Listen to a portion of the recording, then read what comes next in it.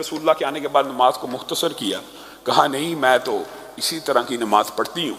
تو رسول اللہ صلی اللہ علیہ وسلم نے یہ الفاظ جو ہیں یہ ماجویریہ نے امت کو بتائے ہیں۔ رسول اللہ نے کہا آپ نے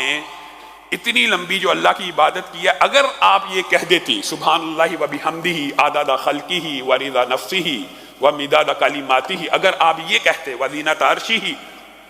اگر آپ صرف یہ 4-5 الفاظ اپنے منہ سے کہہ دیتی کہ اللہ کی ایسی حمد ہے، ایسی حمد ہے،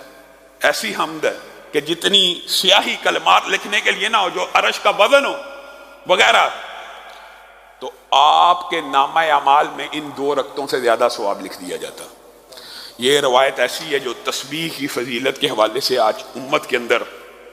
زبان زد عام ہے، اور سبحان اللہ و بحمدہ کی عظمت کے اوپر دلیل ہے کہ ایک دفعہ کہنے سے 2 رکعت کتنی طویل نماز سے